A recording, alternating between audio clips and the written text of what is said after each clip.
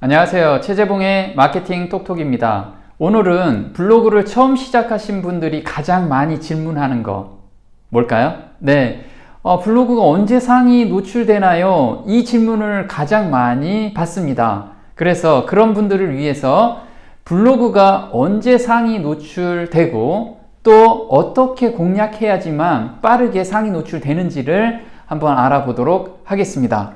블로그 상위 노출 언제 되는 걸까요? 이 질문의 해답은 블로그 상위 노출은 3단계를 거친다. 어떤 단계를 거치는지 한번 보겠습니다. 자, 블로그를 운영하면서 안개 속을 걷는 느낌을 많이 받죠. 아무리 글을 써도 언제 상위 노출될지 몰라서 갑갑한 느낌을 많이 받고 있습니다. 오늘 블로그 전체 로드맵을 한번 파악한 후에 조금 느긋하게 한번 블로그를 운영해 보시기 바랍니다.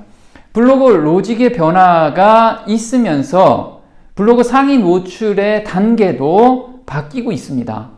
자, 처음에 블로그는 C랭크라는 게 있지요. C랭크는 뭐냐면 블로그 자체에 대한 지수입니다. 그래서 블로그가 지수가 올라가려면 상당한 시간이 걸립니다. 이게 중장기 시간이 걸리는 거고요. 두 번째, 다이아 로직입니다. 다이아 로직은 글에 대한 지수입니다. 그래서 짧은 시간에 상위 노출할 수 있는 게 바로 다이아 로직 때문에 그렇습니다. 그래서 최적화 기간은 단기에 최적화가 될 수가 있습니다. 그래서 블로그를 막 시작하신 분들은 어디부터 공략해야 되는지를 이해하시죠? 자, 한번 볼게요. 상위 노출 최적화 단계입니다. 첫 번째 단계는 뭐냐면요.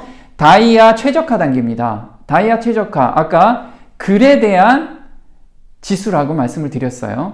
두 번째 단계는 자, 블로그를 운영하는 이유가 뭐죠? 대부분이 상업적으로 운영한다면 매출화가 목적이 되죠. 그래서 매출화 단계입니다. C랭크 3단계가 그리고 C랭크 최적화입니다. 그래서 C랭크 최적화가 된 상태에서 매출화가 되는 게 아니고 다이아 로직이 어느 정도 최적화되면 그 다음부터 뭐를 한다고요? 매출화 단계로 접어들어야 된다는 거죠. 이런 3단계 이해되셨나요? 네. 그러면 단계별 공략 방법을 한번 알아보겠습니다. 1단계인 다이아 최적화 공략 방법입니다. 이때는 어떻게 해야 돼요? 네. 자기 상품을 위주로 포스팅을 하는 게 아니고 다이아라는 로직에 맞춰가지고 글의 지수를 올리는 단계입니다. 따라서 유입자 늘리는 키워드를 선별해야 됩니다. 자, 중급 이하 키워드죠. 큰 키워드를 아무리 잘 쓴다고 해도 상위 노출은 밀리겠죠. 맞습니다. 그래서 중급 이하 키워드입니다. 이 키워드가 어떤 키워드냐고요? 좀 이따가 알려드리겠습니다. 자신만의 글 스타일을 찾아내는 기간입니다.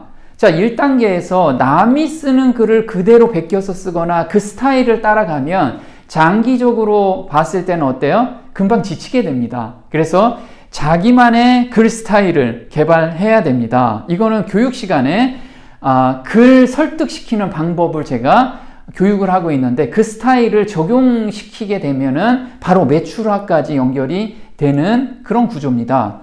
자, 그 다음에 1단계에선 가장 중요한 요소 중에 하나가 바로 꾸준하게 글을 써야지만 다이아 로직이 최적화가 된다는 겁니다. 자, 얼마 전에 제가 블로그 교육을 한 거죠. 그래서 구조를 자기만의 스타일을 만들게 됐고요. 그 다음에 아까 중급 키워드라고 했습니다. 지금 모바일에서 한번 검색해 보시면요. 여권 사진이라고 한번 검색해 보시기 바랍니다. 여권 사진에 다음 키워드가 있어요. 여권 사진 플러스 여기는 앞머리 기준.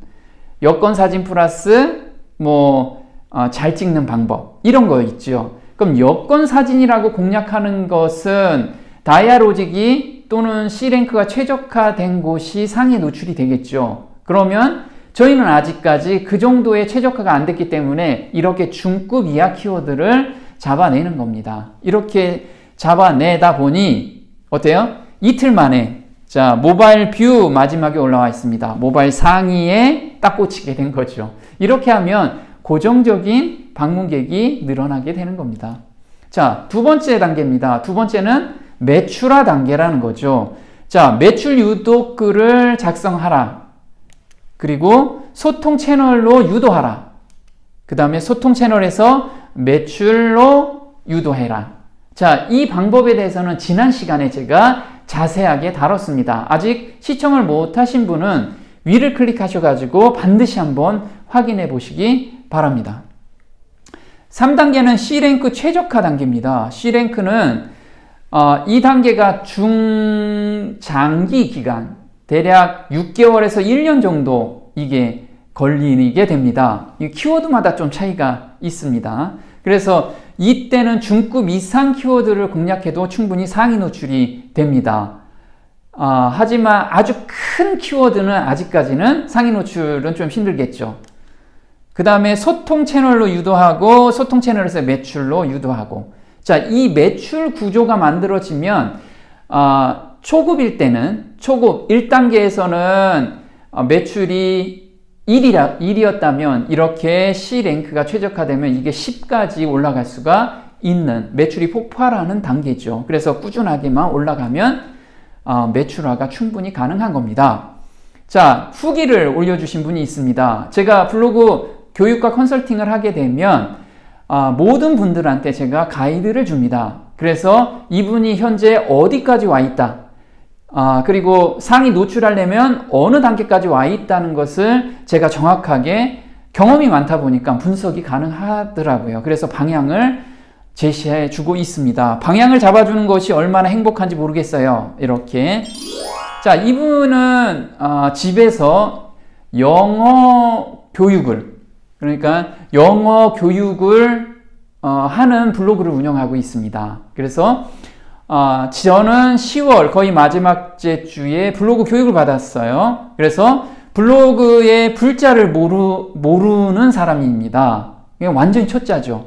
그래서 최재봉 쌤이 무조건 시작하세요 라는 말에 네 하고 시작을 했다고 합니다. 그래서 처음 블로그는 방문자가 몇 명이었냐면 22명이었습니다. 어떻게 변화되는지 한번 볼게요. 이분은 C랭크가 아니고 다이아로직이 최적화가 되면 그게 한 달 정도면은 최적화가 될 수 있습니다. 그래서 처음 블로그에 글을 올리려니 어찌 그리 시간이 많이 걸리는지 일주일, 2주일이 지나면서 사방이 벽으로 막힌 공간에 들어간 것 같다고 합니다. 얼마나 답답했으면요. 그죠? 블로그 글을 아무리 써도 방문객은 늘어나지 않고 상위 노출도 안 되고, 이 답답함은 아마 대부분 경험해 보신 분들은 이 느낌이 어떤 느낌인지 아시겠죠? 네, 대부분 여기에서 포기를 하게 됩니다. 그런데 이분은 다행히도 저한테 쪽지를 계속 보냅니다. 최재봉 쌤께 징징징 거리는 쪽지를 보내며 하소연을 했죠. 제가 뭘 하고 있는지 모르겠지만 정말 답답합니다 등등을 보냅니다. 그럼 제가 이분은 현재 상태 30%까지 와 있다.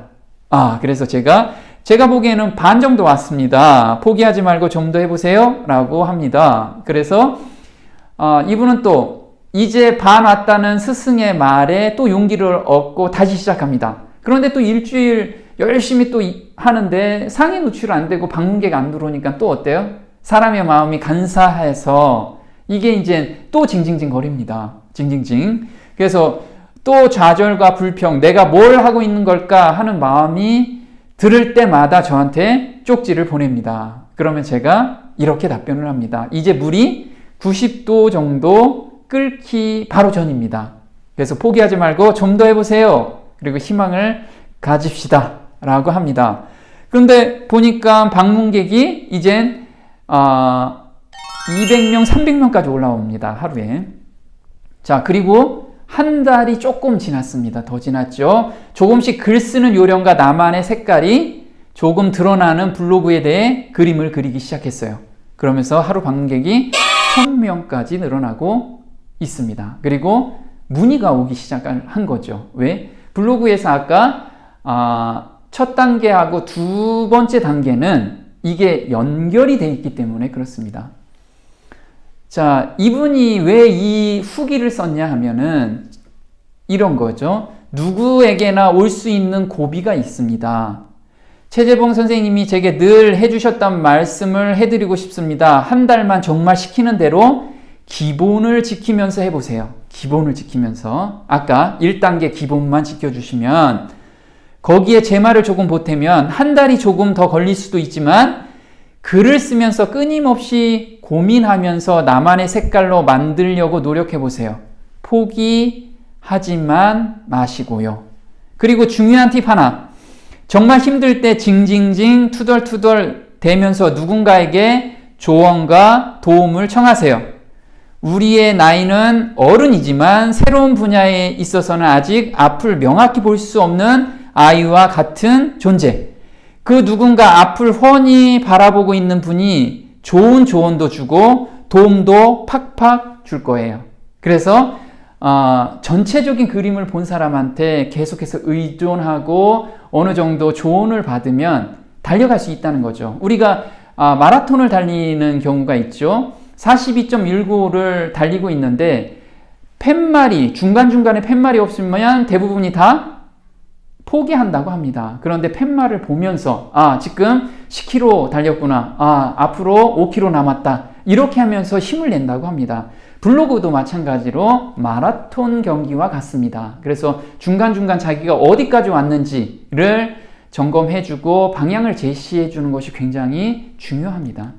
자, 그래서 제가 댓글로 달았어요. 자, 우리 쌤님 글을 읽으면서 1개월의 모습을 회상합니다. 처음에는 블로그 때문에 과연 이 길이 맞는지도 궁금해하고 실행하면서도 정말 맞는지 수없이 질문을 하셨는데 한 달 지난 시점에서 이렇게 어떻게 해야 될지 방향을 잡고 이제 매출까지 연결이 되니 저도 굉장히 기쁘다고 댓글을 달았어요. 그럼 요게 늘 감사합니다. 선생님, 쌤이 계셔서 다행이죠. 이렇게 답글까지 달아주셨습니다. 정리하자면요.